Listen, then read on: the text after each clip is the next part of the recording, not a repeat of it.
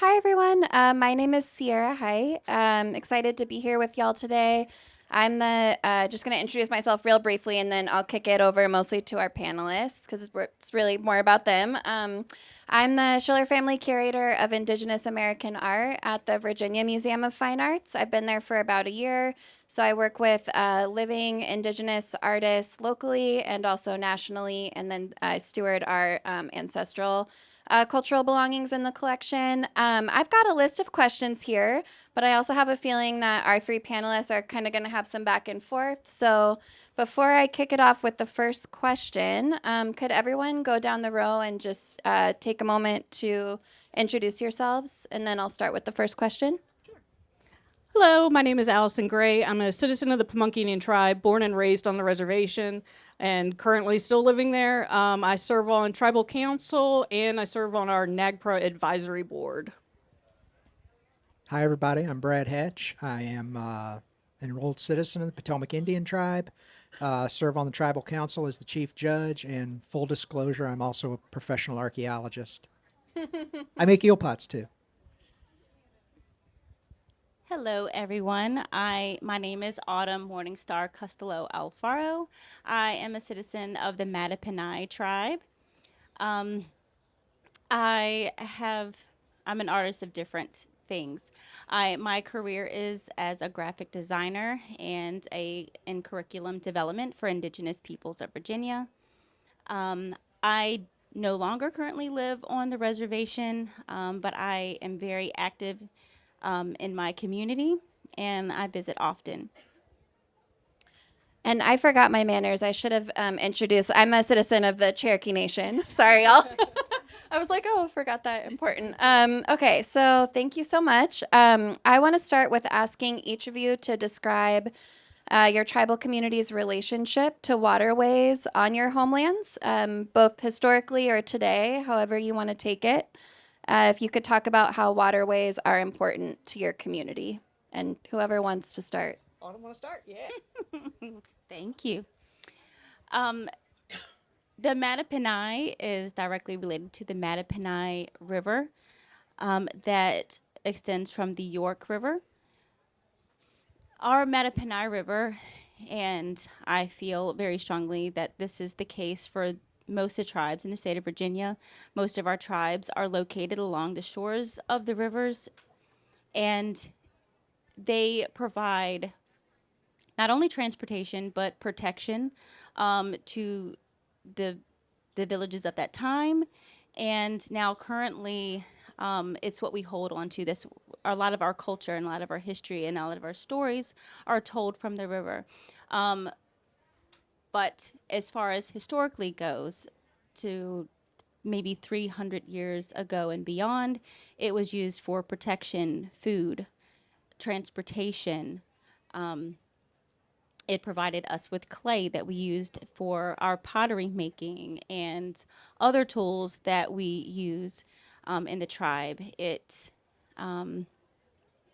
also, along the shorelines, we have our plants and food that provided food and medication for the tribes that are also still used today. Off the top of my head, my brain stopped right there. That was great. Thank you. Brad or Allie, do you want to go next? All right.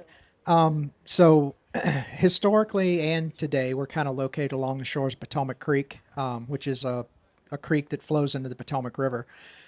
Thousands of years ago, our people obviously fished, hunted, and gathered right along those shores. And even up into the 20th century and into today, we still have a pretty strong contingent of tribal watermen. Maybe not full time anymore, but certainly part time that are out there fishing just about every day, or in my case, on the weekends. I think the waterway is an important part of indigenous economies. Autumn, like you said, it's a way that people got back and forth. It was sort of a transportation route. The word Potomac means trading place in Algonquin, and those trade routes often came through waterways. So from the upper Potomac down, from the interior along the creeks down toward Patawomeck Creek where we are. But I think also there's a spiritual component to it. Obviously in the deep past, in sort of traditional religious sense, but even into today, we have one of our community churches, and a lot of our tribal citizens go to Patawomeck Creek on Easter Sunday to watch the sunrise as part of the sunrise service, and the sun comes right up in the mouth of Patawomeck Creek. And when you're out there, it's a very powerful place to be, I think, because not only do you see the sunrise coming up through there, but if you look off to the left, you've got the location of the ancestral villages at Patawomeck Creek on Indian Point. If you look off to the right, that's the location of the sort of the village, the last village that Patawomeck people lived in before we were completely displaced by European colonization. So, I think the water is just tied in with so much of what we do and so much of how we live that it's kind of hard to separate us from the water itself. Thank you. And then for us at Pamunkey, so our current reservation is almost completely surrounded by the river. So we are definitely water people. And our current reservation is all that's remaining from our treaties of 1646 and 1677. But that land has sustained us because it is surrounded by the water. It served as, like Autumn and Brad have both said, protection, food, transportation, and waterways up across. Virginia have sustained us. I'm currently working on a project also. I'm not sure if you guys are familiar with Dragon Run, but Bacon's Rebellion, our chief Kokoweski led our people into Dragon Run, a big swamp, water, to protect them. And that's the only reason that they survived that during that time. Thank you. I feel like your answers kind of lead into this next question that I'm going to go with. Could each of you talk about how the relationships that you described inform your artistic practice or also the work that you do in your community? And can you share a little bit more in depth about your artistic practice and how that connects you to your homelands? Okay. Why do you have to throw so many questions all together at once? Not just some nice, easy questions. You talk about your artistic practice and how it's connected to your homelands, to the relationship you're talking Yes. about. So I am a potter. I do still try to dig clay from a clay vein that on our reservation. We still have other potters that use that clay vein also, but with the shoreline erosion and the sea level rise, we're quickly losing access to that clay vein. So unfortunately, I'm having to use commercial clay with most of my projects. It makes it hard too because the digging of the clay and the processing of the clay is part of the pottery process. So I feel like there's so many generations that are not being brought up with a main part of that process. And gathering clay used to be a community event. It was the men would come and dig the clay, the kids would help gather and carry the clay, and then the women would take it home and process it. So all these little pieces that kind of held the community together are slowly kind of falling apart, and that's one thing that I'm working to try and bring back, because pottery is more than an art, it's a social thing for us. To sit around and talk and joke around while we're making pieces, that's what makes it so special to us. Thank you. Do the two potters want to go before me? Yeah, do you want to go, Autumn, since you're also working in pottery? Yes, I don't mind. My main artistry, I wouldn't say is pottery. However, I have been with my grandmother making pottery since I was 3 and 4 years old. I've been by her side and going to all the powwows and all the events. And she is getting older now. She's 86 years old, and she is still making pottery and doing so beautifully. She's very well known. And now I am taking the time to learn from her. I'm taking a second because I found myself getting emotional. And so I'm wanting to learn from her and also be her hands and her muscle. Because now she's finally got her kiln and close by because she wasn't able to haul the pottery to the kiln in the local community building. So now she has it in her backyard and is able to make the pottery again.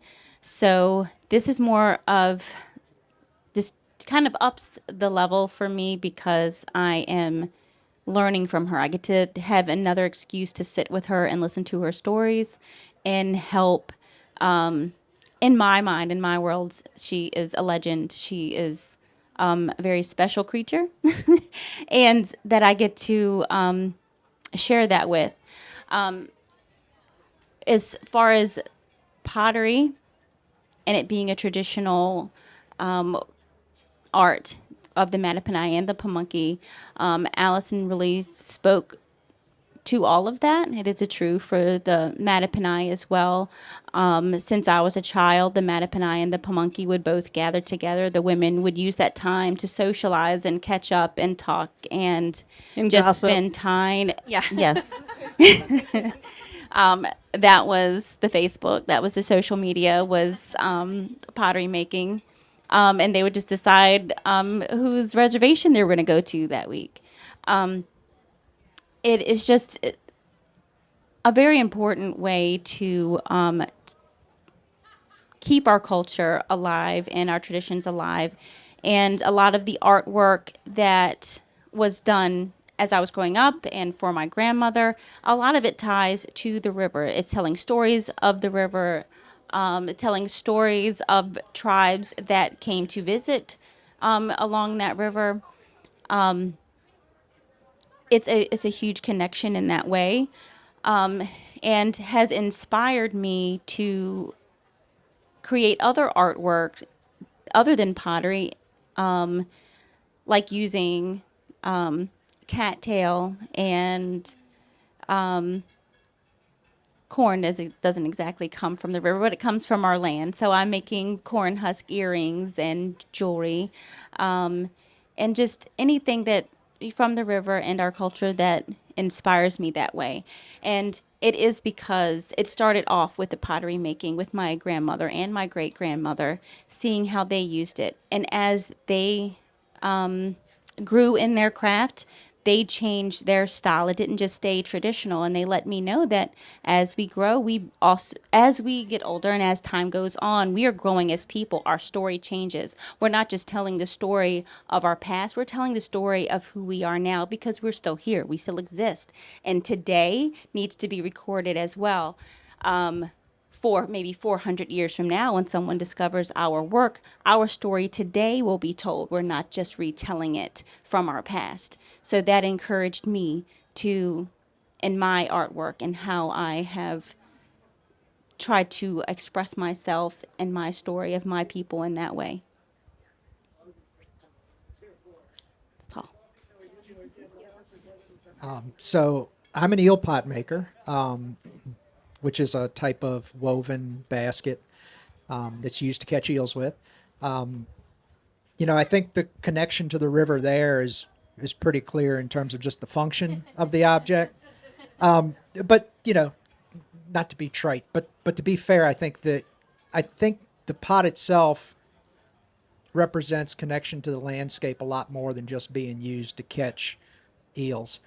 We go cut the tree from the land, which is, oftentimes our homeland, but sometimes we have to go far afield to get it. But it connects you. I think it's an interesting object because it connects you to both the land and the water, because you're getting materials from the land to make something that you then use in the water to catch a type of fish that's actually becomes a large part of our economy in the early 20th century and into the middle 20th century. And I heard a lot about community in the other two answers, and I think that's an important part to emphasize here too, is that, yeah, it's one of those things, it's like a communal event. Cutting the tree is not something you do by yourself. You need help to go do it. Weaving the pots is often something you don't do completely by yourself. You have somebody with you, helping you, or you're teaching somebody to do it. And then most importantly, I think actually using the pots and fishing them, that's the real community part of it for us when it comes to that. Because, when you're out fishing, it's almost always two folks together when you're fishing. But then you've got a whole community of watermen that you're working with that you're, learning from, that you're trading stories with, that you're learning, where are you fishing, where are you catching today, what are you catching on.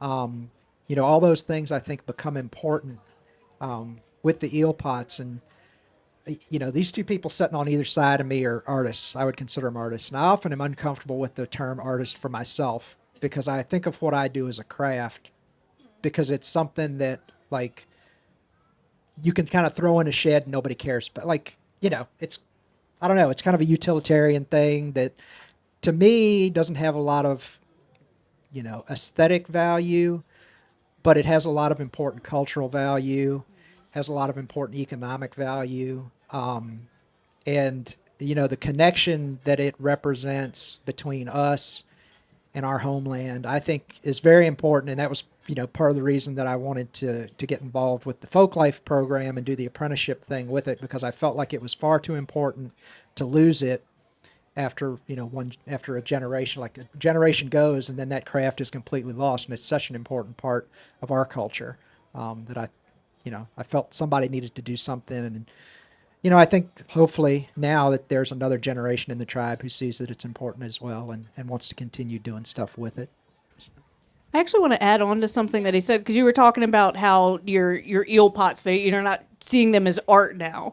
Well, and you got to think, like, our pottery wasn't traditionally art. It was used for cooking and storage, and it over time became more of an art as, we had other things. So just give it time. It'll become more of an art soon. Just give it time.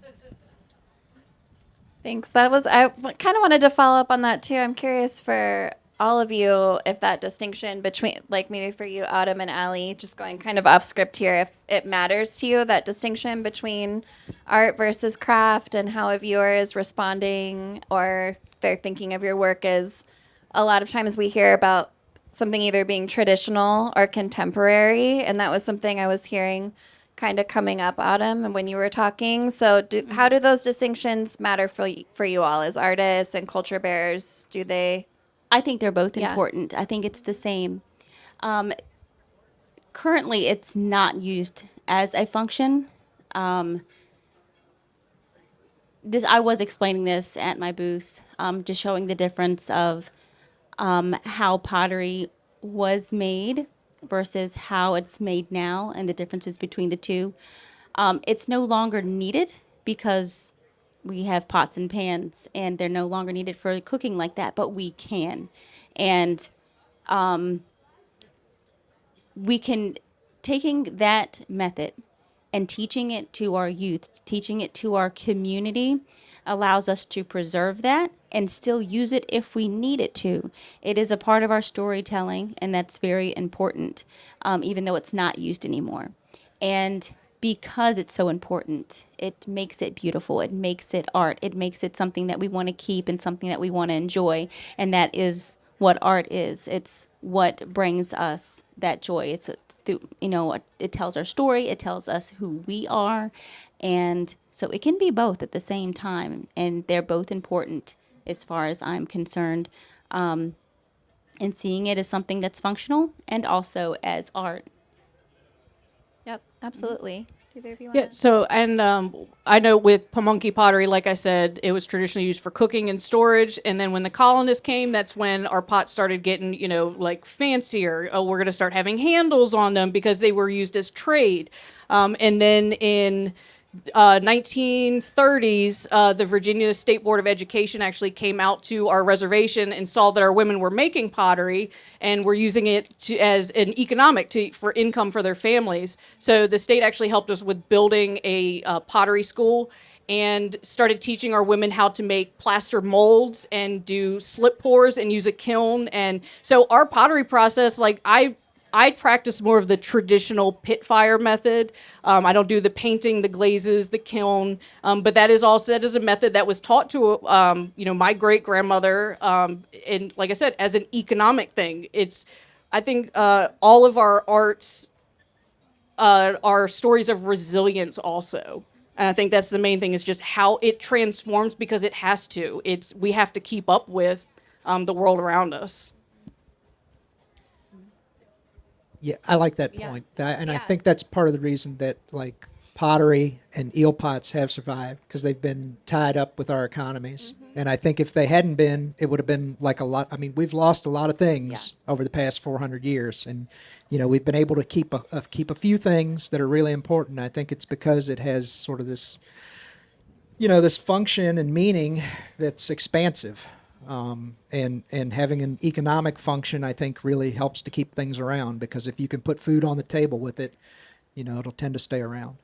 Yeah, I think for me, that's one of the most inspiring things about some of these ancestral art forms, is that when Indigenous ceremony and life ways and so many of our ways of being were criminalized, that the artists and makers in our communities were able to use economics and trade to keep those knowledges alive, right? And support our communities through what they were doing. It's just really incredible to me, especially, like the time period that you're talking about, Allyson. I want to skip ahead to this question because I feel like it kind of connects to that idea. Could you all talk about any of the barriers that you see to community members, Indigenous community members here in Virginia, in terms of contemporary water access, land use, or cultural revitalization? Like, are there obstacles? What are the issues facing culture bearers right now? I want to say what I think is one of the biggest things is confidence. Our people have been put down for so long. We weren't allowed to be proud of who we were and the things that we did, and now we're allowed to, and it's allowing ourselves to be happy and to be prideful in what we do and who we are. I know even as myself growing up in elementary school, I got made fun of for being the little Indian girl that lived down on the reservation, and it was just, so you didn't talk about it, especially because I don't look like Pocahontas. So yeah, that's it. Thank you. She went straight for the gut with that one. Yeah, that really got me. I was thinking more like land erosion and Also important. yeah. Talk on it. But that too. There are plenty of things that you can see, like that sea level rise. If you guys have come by and talked, like why I'm having a hard time accessing clay because of sea level rise and erosion and stuff like that. So there are a lot of physical things that are happening, but I think a lot of it is a lot of emotional things that are happening in our community. You did. You hit a nail right on the head. I do want to expand on that a little bit. When I was listening to the question, I was thinking, oh, what is what's holding us back from doing those things? But when you think about revitalization, we're thinking that we have to revitalize it in the first place. And we are bringing something back. We're having to relearn something that was already belonged to us, something that we already had, and feeling okay to do so. Trying to get over the thought of that we need permission to do so. Is it going to be seen as authentic? Is this indigenous enough? Am I good enough? Is this correct? Now, I'm also going to throw in, depending on where you are and where you grew up, just because you were indigenous and you were from a tribe does not mean you got to grow up with the culture or any history. I am so blessed, and I know that more than I did when I was a child, of having that. With my grandmother and my great-grandmother surrounding me, at no point was I ever sitting around someone not making pottery, doing basket weaving, singing, drumming, dancing. Since I was a kid, I've had moccasins on my feet. I did not know that I was different, that I didn't belong, or that I didn't look indigenous, that I didn't sound or any of that until I went to public schools, until I had someone to compare to. Depending on who you are, you might look at me and tell me, oh yeah, I know she's Mattaponi. I know that you might be able to tell, but not everyone did. There was an expectation of what a Native person looked like or how they were supposed to behave, and it's all through storytelling and all through maybe even absolutely improper, incorrect storytelling that has landed us here. So it's things that we're having to overcome. and feeling okay and being who we are. Who we are today is absolutely correct. Everything about us, every freckle on our face, whether we're light or we're dark, it tells that story. Our history is really important. That is why we are here today. That is why any of our Native brothers and sisters out west are able to have it. They were here for a long time, and our people had to die to get to that point. Who we are and that we still survived, being able to tell that story is really powerful, it's really strong, and it's really important. But it's still something that our people have to overcome to say, can I do that? Am I allowed to do that? And yes, we absolutely are, and that's why it's important. To not feel ashamed to ask the questions, to learn something, to reclaim it, and say this is who we are, and be okay with it. Absolutely. Yeah, I agree with both of you, and I think one of the things that really holds back indigenous craft and art and culture revitalization is this Western myth of authenticity.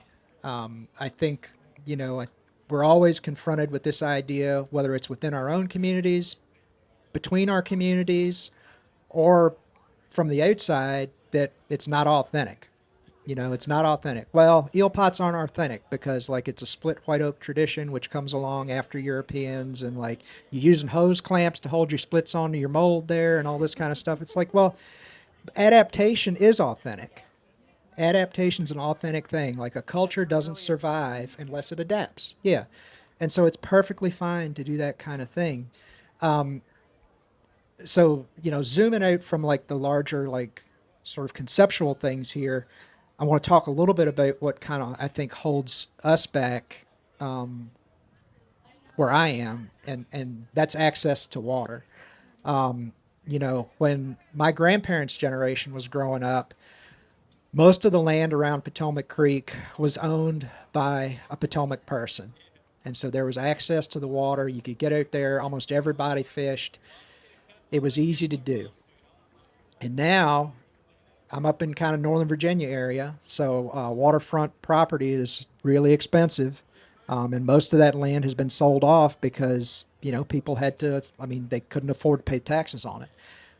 So now, in a place where it used to be almost entirely owned by Patawomeck people for much of history, there's now like a couple people that own very small parcels along the creek. And so it becomes hard to get access to the creek that we have fished for thousands of years, to be able to like just put my boat in to go set a couple of eel pots out. And that's the reality we live with in the modern world, especially in the part of Virginia where we live. But it's a barrier. It's a barrier to revitalization. And I don't know what the answer is to fix that, but it's something that I think about a lot, and it's something that our community thinks about a lot, because Patawomeck Creek's important to us, and we want to have access to it. We want to be able to use it just like our ancestors did for generations. Yeah, I think for folks listening, that's an issue that is a shared experience across Indigenous communities for a lot of artists and people wanting to engage in traditional harvesting or activities, is loss of land, being prohibited from accessing your traditional homelands. Just came back from Cherokee, North Carolina, and connecting with Eastern Band folks who were saying there's literally no white oak or river cane on the reservation there, and they're having to go out and negotiate with private landowners to get access, which it sounds like is something that resonates for you, Brad. So spotlighting that for everyone listening. I want to have one more question, and then we'll kick it over to a Q&A. I kind of want to end thinking about futures. So if we're thinking about, kind of talked about the past and present moment, if you're thinking 100 years into the future, like about this place and about your descendants, what do you want from them? Like, what is your dream for future makers, future tribal citizens? To be unapologetically Pamunkey. I don't know how else. We've just had to hide for so long, and now, just sitting here and having this opportunity, and for just everybody wanting to sit here and listen to what I have to say about my history and my people, is it's motivation to keep going. So this right here is supporting Indigenous artists, and I thoroughly appreciate every single one of you here. Because without the support of the outside world, our craft is going to crumble, unfortunately. If we don't have anybody else to appreciate it other than ourselves, it's like, why are we even doing it anymore? That's almost what it feels like. I want to add to that. What I would like to see in the future is that my great great grandchildren are sitting around or creating because they're creating, not revitalizing. That it is now just become a part of who they are. It's something that they're surrounded in and they don't have to question. That it's just what they're creating, not what they're revitalizing. That the work that we're putting in today and what we're creating today is telling our story for them to understand, for them to see, and that will give them that confidence. This is who I am, and it's okay to be who I am because my ancestors said so. My great great great grandmother said so. So yes, that's my dream. Gosh, those were two really good answers. Yeah, I mean, I think what I would want for the future is I would want my descendants to not be in the same place I feel like I was, and kind of some ways feel like I still am, where, we have this long tradition that could be gone at any second. I want it to be thriving. I want it to be vital. And I want, I don't know, I guess I want them to be proud of who they are and to be willing to continue the things that we've always done, but I also want them to innovate. I think that's important. I think, I don't want them to be static. I don't want them to fall into this idea that it has to be a certain way every time because this is how I was taught. I want them to be able to take what they learn and take it along with them and use it as they need to. Thank you. I think we have time for one or two questions if anyone has a question. Yep. Can you guys speak to what you are personally doing surrounding youth education regarding your craft, and or you or your community? If your community is doing anything to do what you're doing. I'm just going to say the question into the microphone in case folks in the back couldn't hear. So the question was, can you speak to what you individually are doing or what your community is doing in terms of craft and art education, right? Okay. Yeah. Bringing the youth in. Yeah, so I know for me, I actually picked up pottery again. I did a little bit as a kid over at Mattaponi, actually. In 2019, I was actually starting to try and develop curriculum for the youth in our community. So I asked a couple elders, hey, you mind sitting down with me and a couple cousins? We'll do a trial run and go through the history, how it's done, all that kind of stuff. And then I kind of picked it up and they were like, all right, now you got it. Now you go ahead and you take the reins now. It's classic yeah. Indigenous education. Yes, very much so. So now I don't sell a whole lot of my pottery. I'm very attached to all my pieces. But I do other small artwork, earrings and stuff like that. And the money that I make from that supports my classes that I can provide for the youth in my community, because I don't want them to have to pay a daggone thing to learn about themselves, basically. Yeah. Okay. Let's see. Currently, at this moment, maybe the reason why I'm here today is because through the apprenticeship program, getting my grandmother her kiln, not only for me to learn from her and to help her continue, she's really excited about starting classes again. She used to teach classes, not just pottery classes, but she taught beadwork, she taught leather making, regalia making, all of those things. And she still wants to do that. And I'm wanting to help her do that as well. Outside of that, I started off as a graphic designer and an artist. I paint and do things like that. Since COVID, I had to make some curriculum for my children because they weren't able to go to school. And I decided that this landed in the fall. We had Native American History Month, and I decided that I didn't, worksheets and things like that. That's not available, that's accurate. So I decided to do that for my children. And then one thing led to another where I was covering most of their subjects, using their language, using our culture, teaching them how to write, to read and write using our culture, using corn kernels and things like that for them to learn the picking up method and creating their letters by also developing their fine motor skills.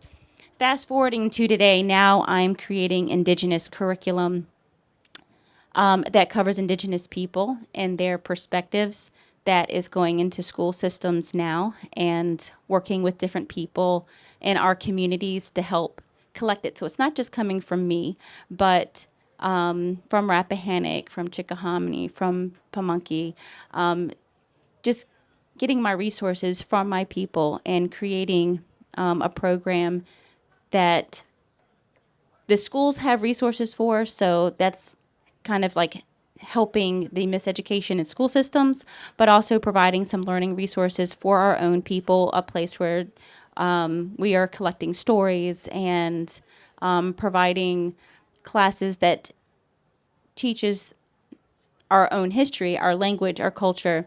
Matter of fact, I'm in the process of looking for a building and a place to house this program, but right now I am mobile. I'm moving about and going to these locations and going to these places, collecting these stories, and also actually trying to take the stories that I'm learning from our elders and creating like little storybooks and coloring books and things like that, that I'm hoping that will help our community learn more about their art, their culture, and their history. If anybody listening has a building, sounds like a worthy cause. Brad? So I've taught a couple workshops, like eel pot workshops, within our community. Youth participation has been sort of up and down on that. Actually, and this may not be a surprise to any Indigenous person sitting here, but it's a lot of like the elders that want to come learn. Right, because they weren't allowed to. Yeah, yeah, and also, I mean, it's one of those community building things. I feel like everybody kind of gets together, and folks sit around, and some folks weave eel pots, and some folks talk, and that's fine. They all bring their own thing to it. In terms of youth, though, we are currently finishing up a grant that we got from the Virginia Commission for the Arts to develop some curriculum related to Patawomeck history and culture, to go into schools in the area, which our citizens go to, and part of that curriculum is going to include a weaving section where they take some commercial reed and they weave some things, and part of it's going to include some clay where they make pinch pots and stuff like that. So I think that all contributes to sort of supporting arts within our tribal youth because it's local schools. And we also have a youth group, like a youth class kind of thing that we do. So they learn artistic stuff. One of the things they learn in there is the language, which is really important, I think, and something we've been doing with the youth in the tribe for a while. So those are the things I can think of, like off the top of my head. Youth participation can sometimes be a difficult thing, I feel like. And mainly because I think of the world we live, it's the world we live in. Like it's not really conducive. Yeah, exactly. Yeah. And so I think some of the curriculum stuff we're trying to do with this grant is sort of a little more digital, and hopefully we'll draw more youth into it. And we'll see how it goes. But yeah, I mean, it's a challenge, I think. But all you really need is a few more people to carry it on. Not everybody has to be an eel pot weaver. And I think it's also, too, it's hard for the youth to kind of pick up because most of our crafts are very time consuming and tedious crafts. And kids want to know, I want to paint and take it home today. So teaching them the patience of our crafts is a huge life skill that I think they learn along the way, too. Any other questions? Yeah.